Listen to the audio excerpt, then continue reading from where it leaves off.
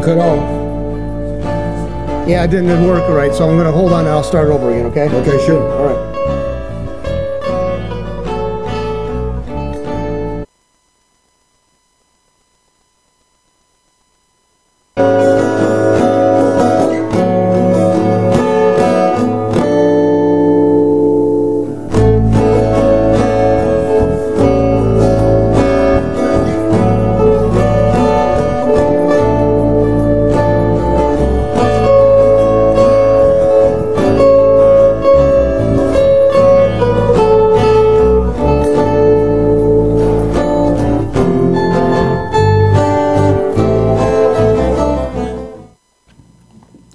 Good morning, afternoon, evening, ladies and gentlemen. I'm George Moss again here at allpointstv.com. And also, we are very glad to have with us, as always, our partners over there at WFOV, and that's 92.1 on radio dial, and we are partnering with them. Our program re-airs on that particular network on Saturdays at 12 o'clock in the afternoon, and we're very happy to have them accommodating this program on that real special network. They're doing a great job over there. And Paul Herring, I have to continue to compliment you because you had the vision to bring this network into existence. And you and Odyssey House are doing some remarkable work for the city of Flint and also the surrounding area. Hope you'll stay tuned for the next hour, and that all of you in our listening audience will pay attention to what we'll be saying here, because I want to use this program, at least in part, and it may go the whole hour, but in part at least, to deal with this issue of what it means to be a natural-born citizen. And I can tell you right now that very few people understand the Constitution to put into place what that means and how the Constitution does define what it means to be a natural-born citizen. I think every scholar that I've read, and I read quite a few of them this last couple of weeks, going back over what they said, and none of them have it correct that from what I've come across. And I don't think Alan Dershowitz, who is on TV all the time talking about the Constitution and posing as a constitutional scholar, I don't think this man really knows a whole lot about the Constitution. He certainly doesn't show it in some of the things that he said. I'm going to read something that he says about, which is related to the 14th Amendment, for example. We'll do some things with the natural-born citizenship later on, but I want to read something that he said about the 14th Amendment that was passed in 1868 that supposedly deals with... I can put it up if you want to. You can put that up also, John? Yeah, let's put that up. The claim that's being made is that if you have a child in the United States, regardless as to the condition of the parent, if the child is born on American soil, that child is automatically made a citizen of the United States. It's called birthright citizenship. And that's also incorrect. But here's what Dershowitz says, and this, don't forget, this man purports to be a scholar of the Constitution. Here's what he says. Dershowitz stated, quote, "I think there are two issues. I think if a person is born to illegal citizens and lives in this country, there's nothing you can do. You can't take away his citizenship because he was born in the country and is subject to the jurisdiction of the country. You can't take his citizenship away from him. If the person is born here, he is subject to the jurisdiction of the United States. But if a tourist comes to the country and has a baby and then leaves the country with the baby, and for 30 years has never come back, I don't think that baby is necessarily a citizen, because that baby was not subject to the jurisdiction of the United States. That hasn't been tested." This man, I don't want to use any strong language here, but this man is a fool. You can't be a scholar of the Constitution and say anything like this. The 14th Amendment is very specific in what it says, and is very specific as to why it was added to the Constitution at the time period in which it was added to the Constitution. This was one of the 3 amendments to the Constitution that are called the Civil Rights Amendments in the aftermath of the so-called Civil War. And in fact, next week I'm going to cover the reason why the so-called Civil War, really the war between the war between the 11 succeeding states and the federal government. I'm going to go into what really caused this war and clear up the reason why there was this 4-year war where this country went to war with itself, a war that lasted 4 years. We don't even have that straight, but I'm going to straighten that out as well, but I'm going to do that next week. And I'll spend the whole hour covering that aspect.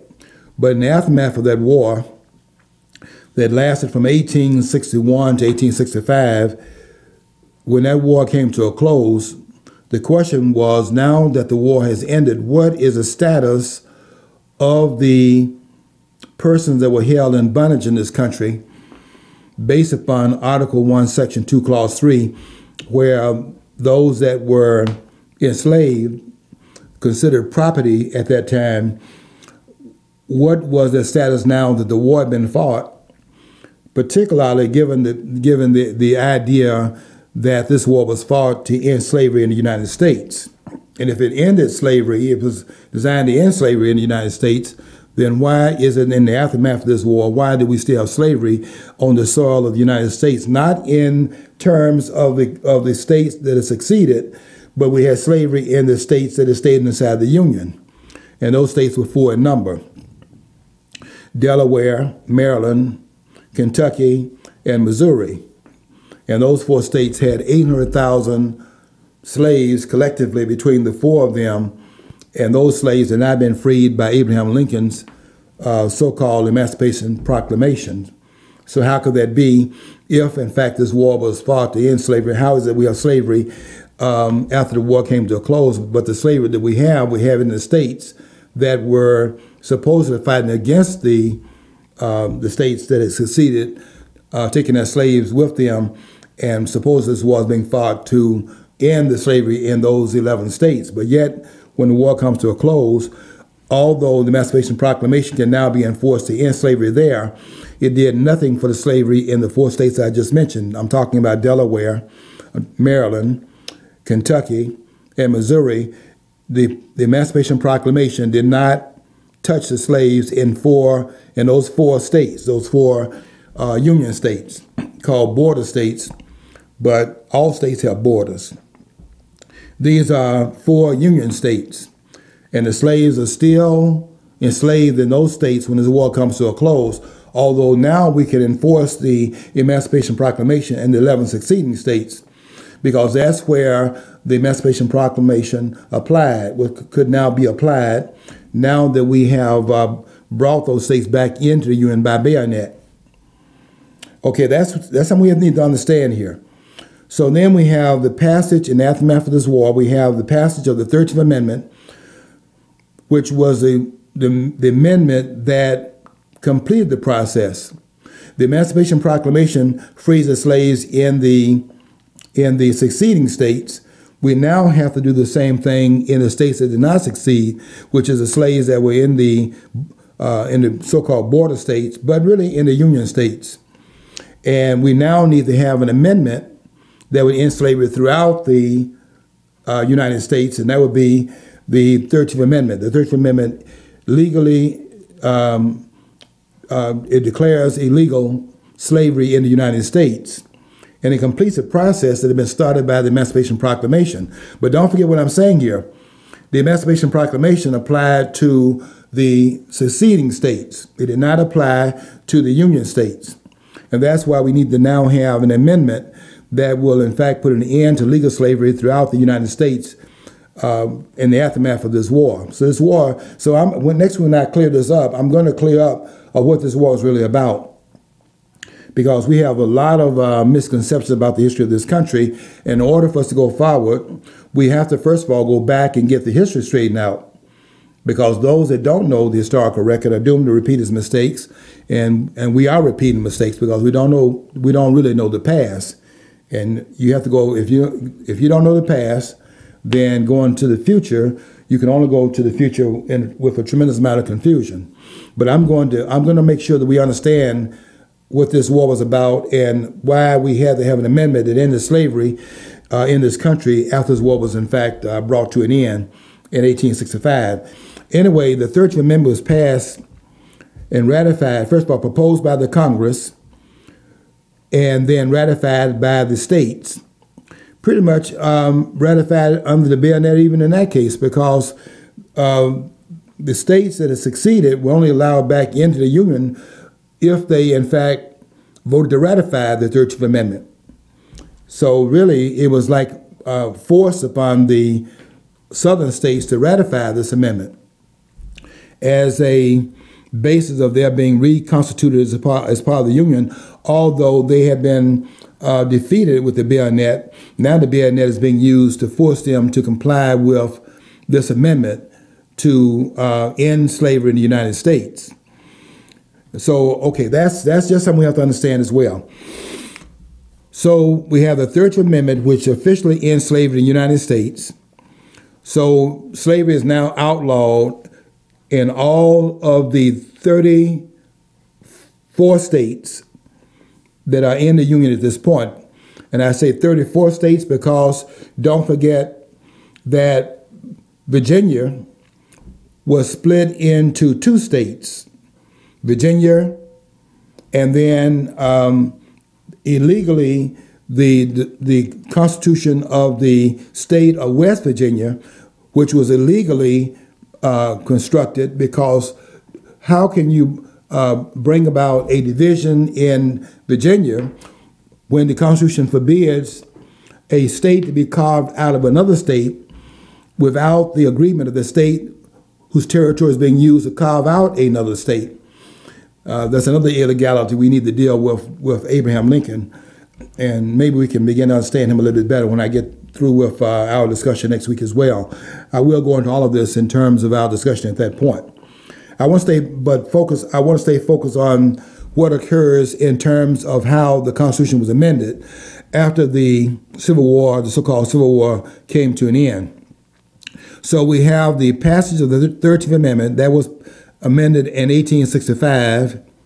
The war is now over, and the war ends April 9th, 1865. But the 13th Amendment is added to the Constitution in December of 1865. So the 13th Amendment is added to the Constitution in December of that year. And so slavery is outlawed not when the war comes to a close, but 8 months later when the amendment is added to the Constitution. Think about that for a minute and what that means about what the reasons why this war was being fought.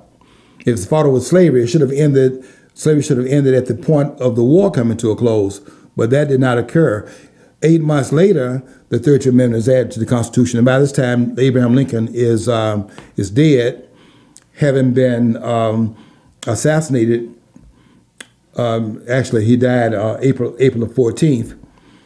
And so Lincoln is not even alive when the 13th Amendment is added to the Constitution. And so this idea that he, in fact, freed the slaves, that's another misconception, really a lie, and another distortion of history as well. But the 13th Amendment is added to the Constitution is the point. And then 3 years later, after the 13th Amendment was added to the Constitution, we now have 3 years after that, we have the 14th Amendment that was added to the Constitution. And that's the one that says that all persons born or naturalized in the United States are citizens of the United States and of the states in which they are residents, wherein they are residents. So those that are born in the United States and those who are naturalized in the United States And this is a very important part here, and subject to the jurisdiction thereof. And we need to understand why they did not say subject to the laws thereof. And if you travel outside the country, you know why they did not put laws down there, but put jurisdiction down there as a basis for the citizenship to be to determine its status. Because when you go into any country, and I've been into 17 countries in Africa and other countries, in some countries in Europe, anytime you touch down inside of a country, you are subject to the laws of that country. That's not, so that it doesn't say subject to the laws of the country. It says subject to the jurisdiction of that country. And that's something different in terms of meaning. When you're subject to the laws, that means I'll be going to a couple of our countries this summer. When I touch down I'll start off in Gambia. When I touch down in Gambia, and I'll start off there, and I will be going to probably 4 other countries in Africa from Gambia. When I touch down in Gambia, the laws of Gambia apply once I set down in that country. When that plane lands in that country, I am under the laws of the country of Gambia at that point. Now, I am subject to the laws of that country. The jurisdiction, though, is different. The jurisdiction is that I am still under the jurisdiction of the United States. Let's say that, for example, that I am put in that something happens to me in Gambia. The ones that's going to be of concern to me, in order to get out of any jeopardy I might run into in that country, would be the country where they have jurisdiction.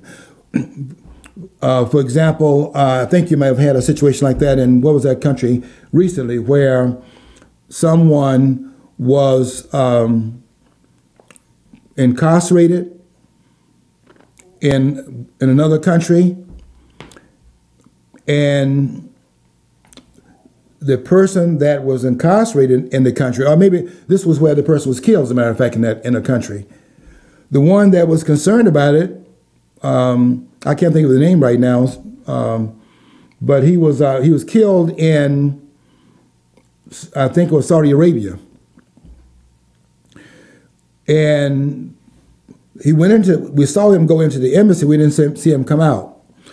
Now, the laws that applied were the laws of that country, but the jurisdiction of that person, because he was a citizen of the United States, we took jurisdiction over holding what happened to him. We wanted them to be accountable to us about what happened to him, because he was a citizen of the United States.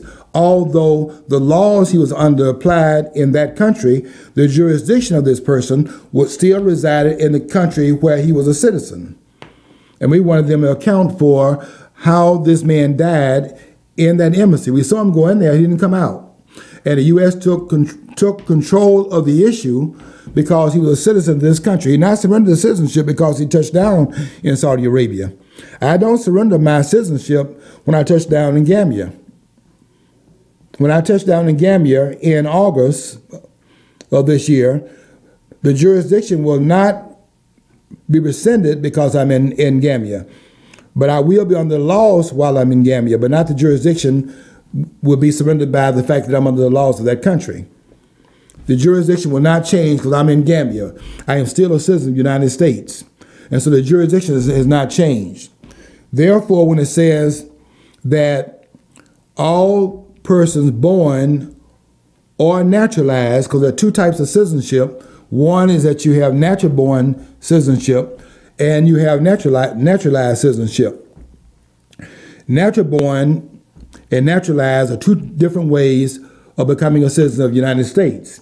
Now, if you are a naturalized citizen, the way you are naturalized is that if you are in fact born in the United States and you are subject to the jurisdiction thereof, then you are a citizen of the United States and of the state in which you are a resident. Two different levels of citizenship: federal citizenship and state citizenship.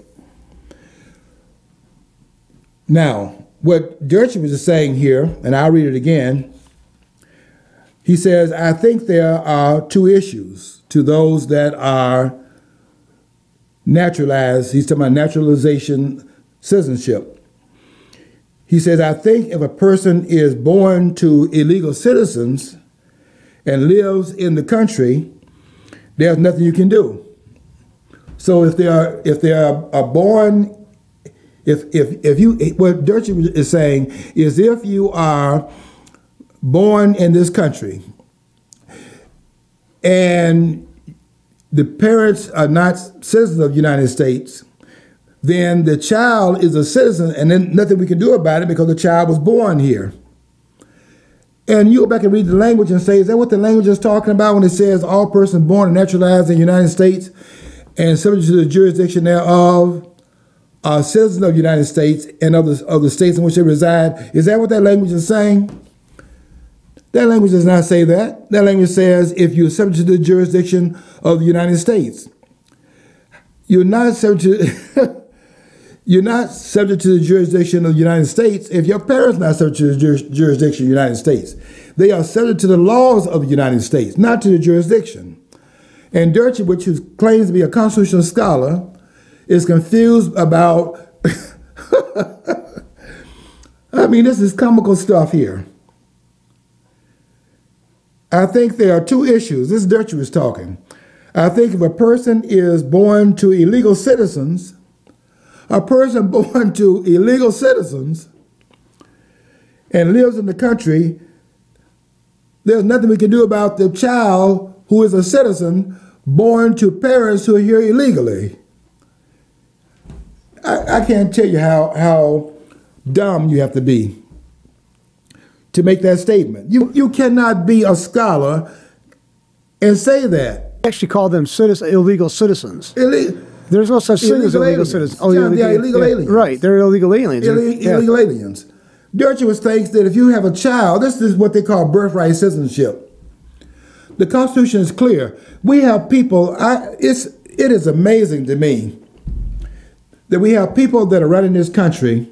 I got a couple of problems here. I mean, is it that he's dumb, and that's certainly a possibility, or is he a globalist? And that's another possibility. It's just like those 12, it's just like what happened last week with those 12 Republicans, they're not Republicans, they're members of the Republican Party, that want to change the National Emergencies Act that was passed in 1976, passed under Gerald Ford in 1976.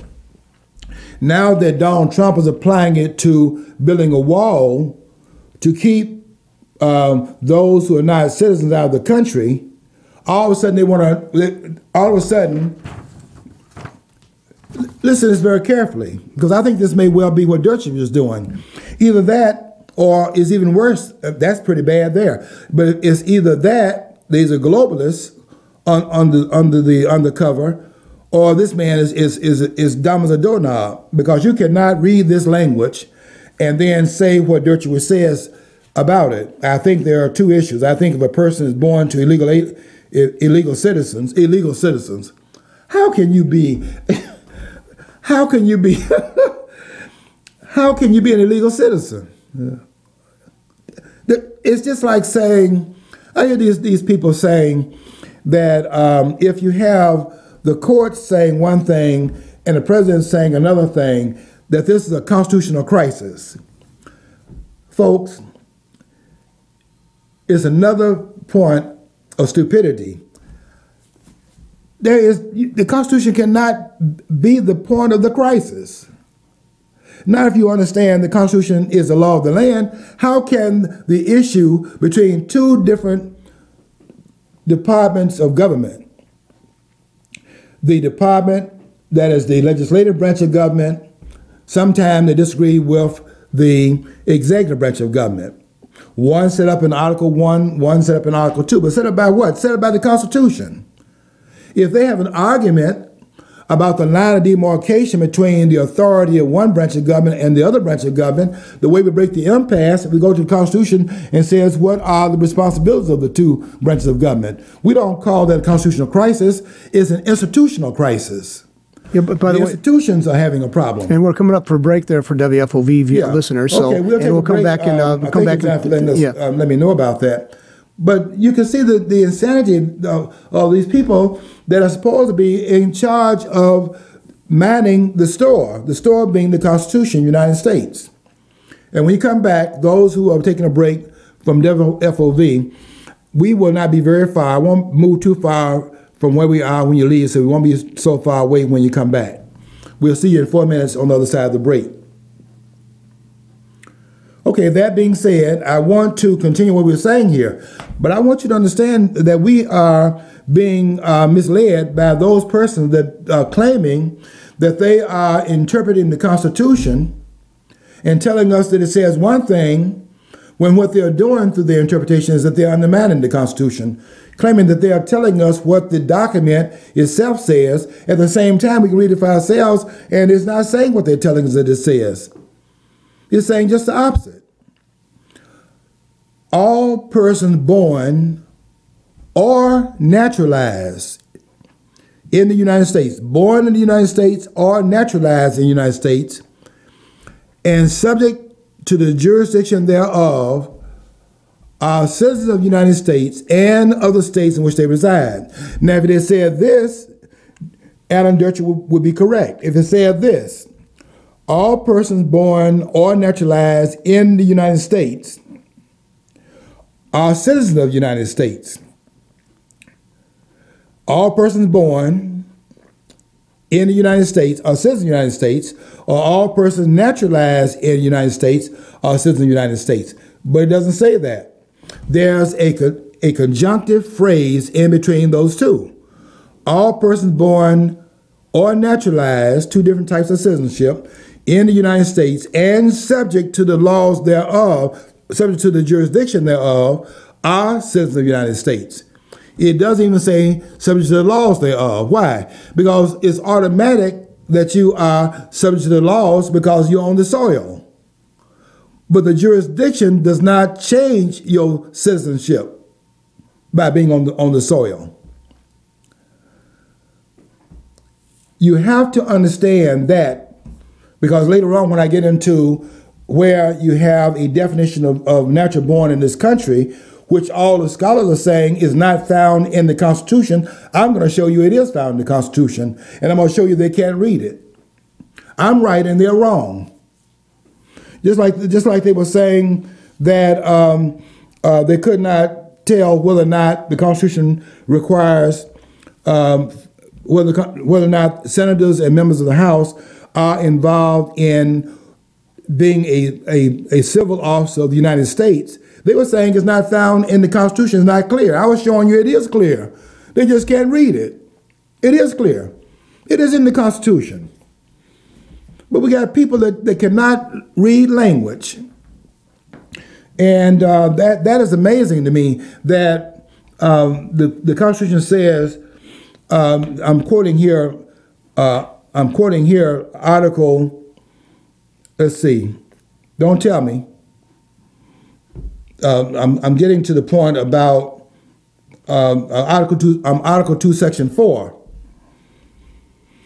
Can they quote the Constitution like this? Article 2, Section 4. It says, the President, the Vice President, and all civil officers of the United States shall be removed from office upon impeachment. It doesn't say upon, it says on impeachment for, and conviction of treason, bribery, and other high crimes and misdemeanors. All persons born, the President, Vice President, and all civil officers of the United States shall be removed from office on impeachment for and conviction of treason, bribery, and other high crimes and misdemeanors. And Alan Dershowitz thinks that is the basis for impeachment. You know, I tell you, I am totally I am totally disgusted with these people. The impeachment process is not that. I heard some people this past week say, because they want to impeach this president, they were saying that you have to have a crime in order to bring about impeachment. That's not true. We're now going to welcome back, we'll stop for a minute, and we're going to welcome back WFOV. And I told you when you left that we would not be too far away from where we were when you left. And so we're right there in the same area with the same renting that I'm doing here about this idea of birthright citizenship. And I'm going to eventually talk about what it means to be natural born as well. I'm going to raise the right questions to get to the right answer. But those people that are saying that they're talking about impeachment and talking about birthright citizenship, I can tell you right now, that's not, what they're saying is not in the Constitution. It's not in the Constitution. They are misquoting the document. And I'm going to come behind them and clarify where they're wrong. I'm going to show you that they're wrong because they they can't read. That's the problem. Or it may be the other problem. It may be that they are hidden globalists, where they are misconstruing the language deliberately so as to include some folks in this body politic, so as to remove the barriers, which is what they intend to do down the road. And maybe Adam Dercher is a hidden globalist. Either that or the man is an idiot. It's either one or the other. Or it could be a combination of both. But you cannot be a scholar and say what Dercher is saying here. I think there are two issues. I think if a person is born to illegal citizens, he makes illegal, rather than saying illegal aliens, which is just as bad as saying undocumented workers. They say undocumented workers. It's the same thing in terms of how they're getting around saying illegal aliens. And now he's talking. Dercher's got this wording here: illegal citizens. How can a person be an illegal? Can you tell me how you can be illegal? How you can be an illegal citizen in this country? There's no such thing as an illegal citizen. If somebody breaks into your house, would you call them undocumented family members or something like that? I mean, it's insane. Yeah, I mean, yeah, it's insanity. I just wonder what I just don't think that Dershowitz has skin in the game. I don't think he cares what happens in this country. I don't. I mean, he just obviously that, John, or the man is a total buffoon. I mean, you cannot say the things that Dercher is saying and be a scholar. Or if he's a scholar, then he's importing the language and misappropriating it for a political end that is similar to what you saw this past week. Because 12 Republicans broke from the president, who is trying to use the National Emergencies Act, passed in 1976, in order to declare an emergency, saying there's an emergency at our walls, at our border, and we need a wall, a barrier, because people are just flooding into the country illegally. And the president has the responsibility of doing what? Protecting the laws of the country, one of which is immigration laws of the country. We have laws against people coming into this country illegally.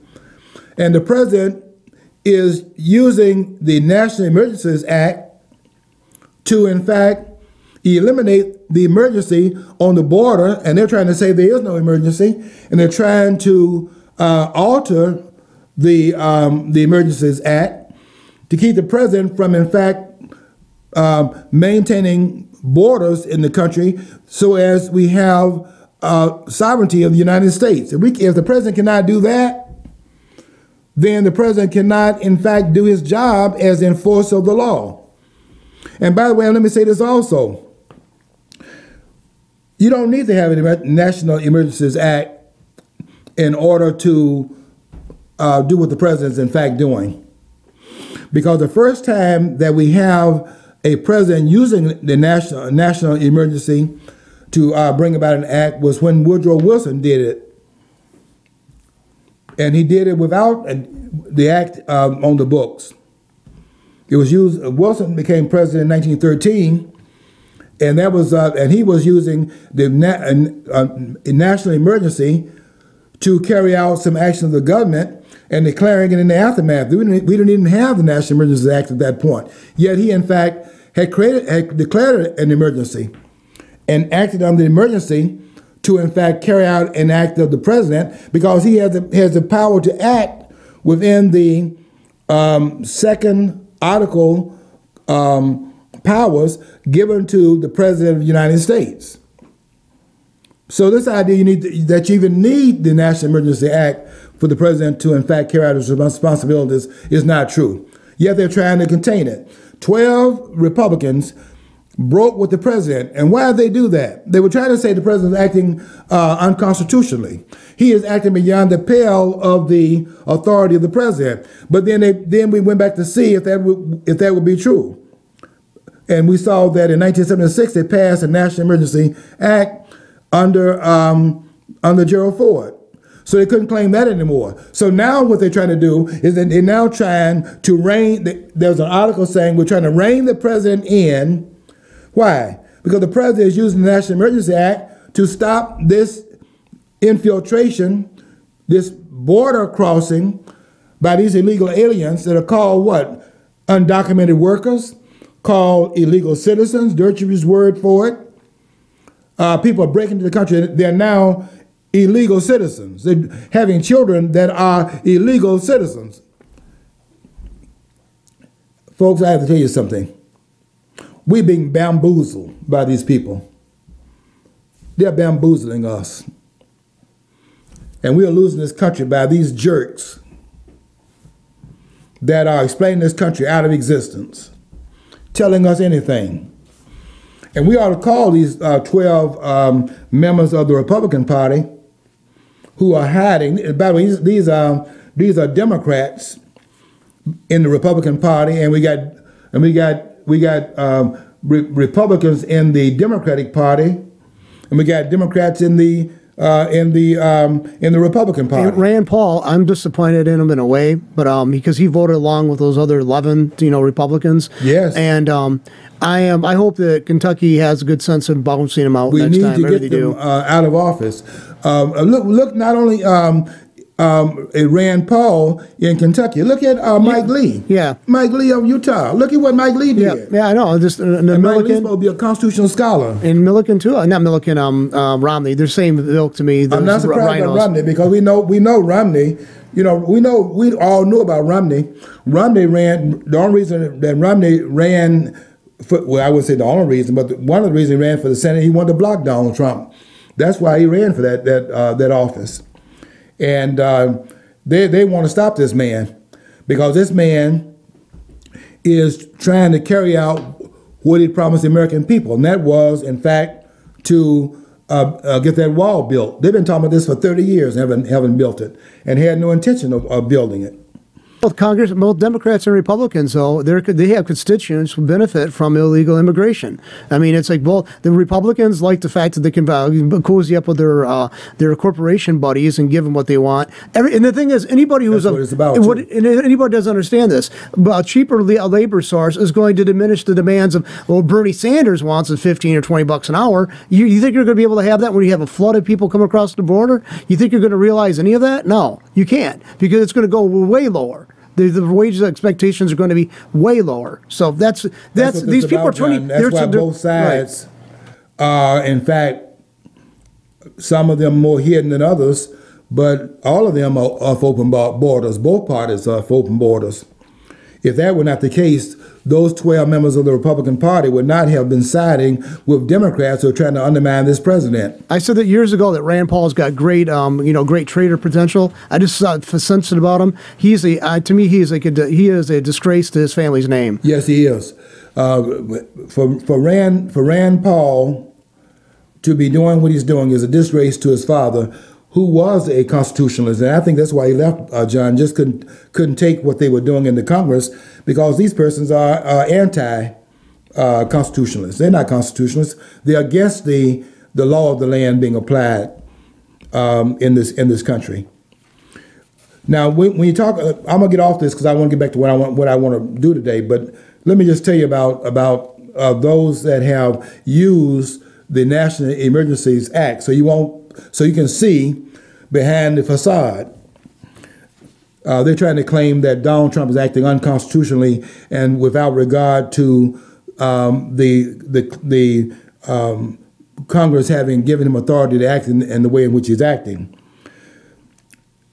And I'm reading this from the National Emergencies Act that has been invoked in the past. As of February 2019, 59 national emergencies have been declared, with 31 of them being renewed annually. So we've had 59 national emergencies that have been declared between 1976, well, really going back, if you count the one under Woodrow Wilson, we're talking about 59 national emergencies have been declared, with 31 of them being renewed annually, because the law of 1976 is that you have to go to the Congress in order to have it renewed, and 32 of them have been renewed.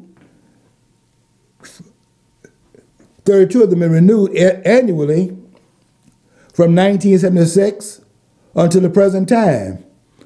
So then the question is, why all of a sudden are they concerned about it, and why are they talking about reining Donald Trump in? These include, of those 59 national emergencies that have been declared by different presidents, these include the 8 that were declared prior to the passage of the 1976 Act. 8 emergencies have been declared by presidents prior to the 1976 Act even being passed by Congress. In other words, you don't even need the 1976 Act in order to declare an emergency. That's another problem here. You can see there's a hidden agenda here, hidden by the American people, hidden from the American people. The longest continuing national emergency dates back to November 1979 by the Carter administration, blocking Iranian government property under the International Emergency Economic Powers Act.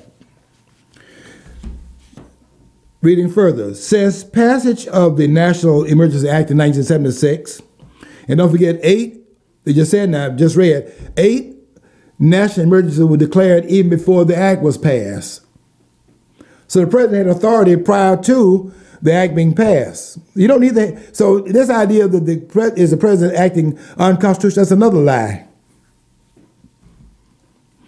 Underneath the facade here is something else going on, and I'll let you figure out what's going on under the cover, so to speak. Since passage of the National Emergency Act in 1976, every U.S. president has declared multiple national emergencies. Carter did so 2 times. Ronald Reagan, 6. George Herbert Walker Bush, 4. Bill Clinton, 17. George Walker Bush, 12. Obama, 13. Trump, 4. So this is not, so declaring national emergency is not new to Donald Trump. What's new to Donald Trump is they're now trying to go back and change, after telling us he was acting unconstitutionally and without mandate from the Congress. Now that we know that to be a lie, they're now trying to rein it in by changing the language. Why? Because he's using it to stop these illegal aliens from coming in here. And they're not illegal citizens. They're illegal aliens. They're not undocumented workers. They are illegal aliens in this country. And they are undocumented because we're letting them in here without having to go through the legal process so we know who's inside the country. These people that are running this country, running this country in the ground. These people are we have thugs. Let's be honest about it. We have thugs running this country. These people, the people talk about that Washington is a swamp. Washington is not a swamp. A swamp is something where you have marshes and you have water and all of that. That's a swamp. This is a crime syndicate. And it has two mobs in it. Great things come out of swamps. I mean, you got frogs and you got stuff that actually helps us out. These people don't do that. Yeah, John, for them to call that a swamp, that's a disgrace to those. It's a disgrace to a swamp that's created by nature. This is created by human beings. Washington, D.C. is a crime syndicate, and it has two mafia groups. That's what Della Renzo is talking about. And it's called, in his book called Organized Crime, the unvarnished truth about government. And he's talking here about Washington, D.C., the nation's capital, and he calls it organized crime. The unvarnished truth about government. He's not talking here about the ones that don't have, he's not talking about the illegal mafia. He's talking about the legal mafia, the ones that operate under the auspices of law, under the authority of law. This is why you can't put these guys in jail, because because they're making the law. And they're making it to apply to those of us out here in the citizenship. And they're calling those who are not citizens, call them illegal citizens. Dirchman is calling them illegal citizens. And nobody's calling this guy on this. How can you have that? How can you have illegal citizens? And then I asked the question also, I asked this question earlier, how can you have think about this for a minute. How can you have a constitutional crisis?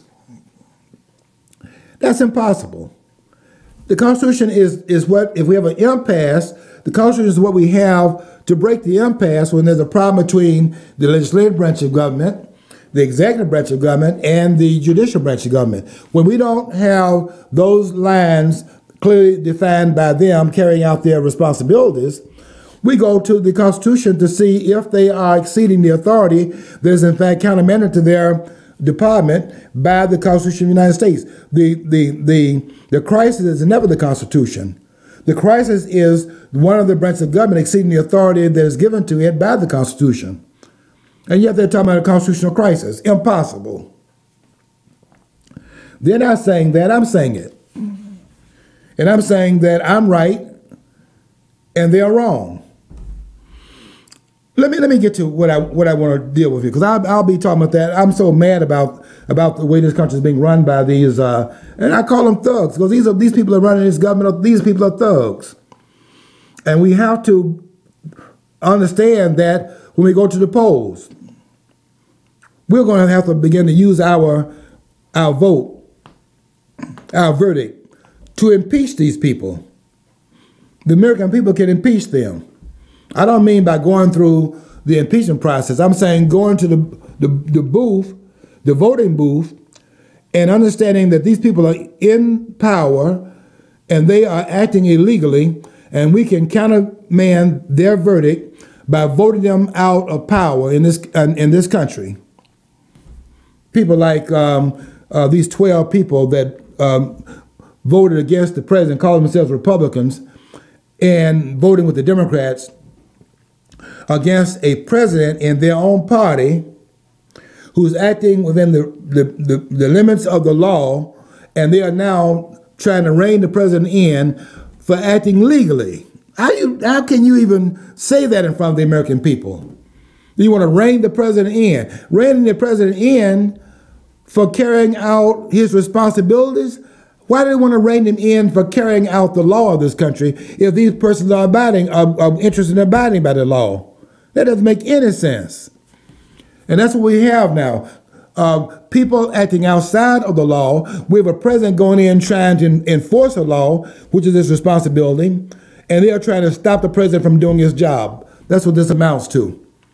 Nothing unusual going on by the president. What's going on is by these thugs. This country is being run by thugs. Remember, they call themselves Democrats and Republicans. And now we have these scholars calling people that are breaking this country, calling them illegal citizens. That's a new one. They were illegal aliens. Now they are illegal citizens. So you can have citizens that are illegal. They're illegal. They are here illegally, but they are citizens.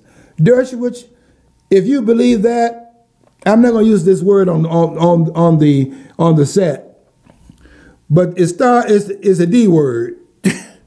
You have to be 4-letter. That's an adjective part. You must be a fool to say that. You cannot be a scholar and say there's such a thing as an illegal citizen. How do you say stuff like that and be a scholar? Adam Dershowitz is not a scholar. He's been caught in too many different things he said that are in fact wrong. You can't say things like this, that there's a person is born in the country to illegal aliens, and therefore he becomes an illegal citizen. There's no such thing as illegal citizenship. I think you agree with me on that one, but I'm going to say a few things later on. Hopefully I have enough time to say it, to make sure that I clear up natural-born citizenship, because they say that's not in the Constitution. They said the Constitution does not define natural-born citizen. I say that that's not true, that it is defined.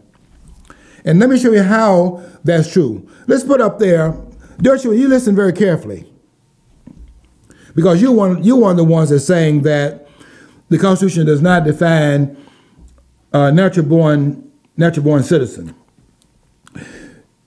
John, put it up there. I think you already have it up there. Article 2, Section 1, Clause 5. Let me get to. Let me get the Constitution and read it, because I don't want you to think I'm just making this up. But it's on the screen there. So Article 2, Section 1, Clause 5. Here's what it says.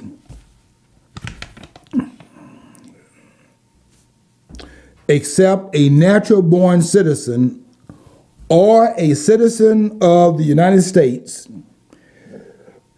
at the time of the adoption of the Constitution shall be eligible to the office of the President. Neither shall any person be eligible to that office who shall not have attained to the age of 35 years and been 14 years a resident within the United States. Now, what I'm declaring here is that the definition of natural-born citizenship is in that language.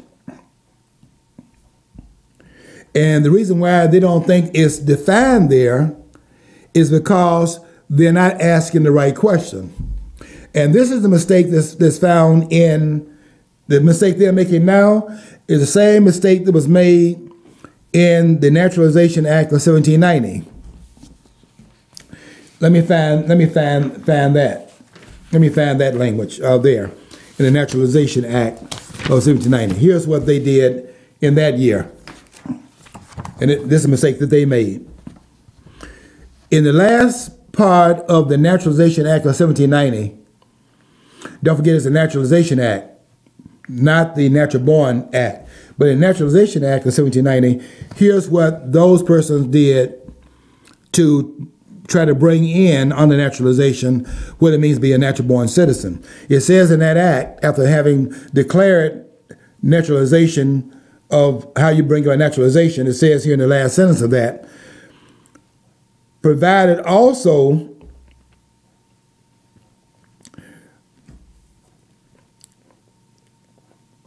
and the children of citizens of the United States that may be born beyond sea or out of the limits of the United States shall be considered as natural-born citizens. So here's what they're doing there. in the Naturalization Act of 1790, they are bringing in a definition of natural born citizen. And the children of citizens of the United States that may be born beyond sea or out of the limits of the United States shall be considered as natural born citizens. And they're saying that, and what they're saying is that would be a way of looking at what they meant by natural born citizen, by what's claimed here, because 8 of the 11 persons on that committee that drew this up for it to be passed by Congress, 8 of them were at the Constitutional Convention. So they're saying that which they did not put in the Constitution, they're now, because they were aware what the intent was, they're now placing that in the Naturalization Act. The problem is, here's the question. The question is, and listen very carefully, because this is what they're missing. Those who say, well, they give a definition of natural born citizen there. Because they say that a natural born citizen can be born outside and so on and so forth. And they say 8 of the persons that were there at the convention, they're now saying this in the Naturalization Act of 1790. So therefore, they would have known what the intent was. Let me tell you why that's wrong. Listen very carefully. And Dirchers, I'm correcting you again. The question that's being raised there, folks, is this. Is that language placed in there as a definition of natural born citizen, is that consistent with Article 2, Section 1, Clause 5? Listen carefully. Is that consistent with Article 2, Section 1, Clause 5? Here's what it says. Now listen carefully. I tried I was going to clear this up, and I was going to show you where Article 2, Section 1, Clause 5 does declare what you mean by natural born citizen. And I'm going to show you how it does that. You know the problem is here? I'm literate and they're not. You can be a scholar and be illiterate. It's just illiteracy on a different level. You can a person is illiterate, the person that cannot read and write, they are illiterate on that level. But if you can read the language but cannot interpret, you're illiterate on another level. Okay, let me get to the main point here.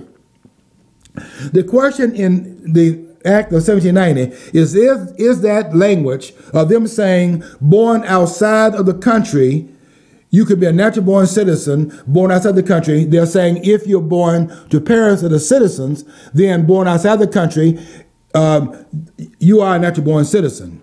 Let me say this. The question to be raised there is that understanding consistent with what's found in Article 2, Section 1, Clause 5? And the answer to that question is no. The question that they did not, those who go with that language, did not understand is that what is the reason why you need to have an exemption to natural born citizenship in Article 2, Section 1, Clause 5? You have to have an exemption because 2 parts of the requirement cannot be met in 1788 when the Constitution is ratified. There are 2 parts of the 3 requirements to be a natural born citizen and be president. There are 2 parts that cannot be met at that point in time. First of all, the country is only 12 years old. It was born in 1776. Since the Constitution was ratified in 1788, you cannot meet the 35-year requirement. Is that right or wrong? The other thing is, if the country is only 12 years old, then that means that everyone living in the country at this point, if they were born before 1776, every one of the presidents that were born prior to 1776 have to be naturalized, and therefore they cannot be made citizens. They cannot be made president if they're natural born. I got to wrap this up. So the question is whether or not the language is consistent with the language in Article 2, Section 1, Clause 5, and the answer is no. Therefore, you have to have the naturalization suspended. You must have the 35-year requirement, the 14-year requirement suspended also, and that's what it does there. And that's why they're given an exemption, because they're naturalized and not natural born. They have to have an exemption there. What does it mean then? It means you have to be born inside of the United States to be a natural born citizen of the United States. And that's very clear by what's found in Article 2, Section 1, Clause 5. I'm right and they're wrong. Got to get out of here, extending my welcome by going beyond the point. But I want you to be clear about why they do not have it right and I have it right. Don't forget to follow your dream. Don't follow these politicians. Follow your dream, because if you don't follow your dream, you'll never know what's on the other side of the rainbow.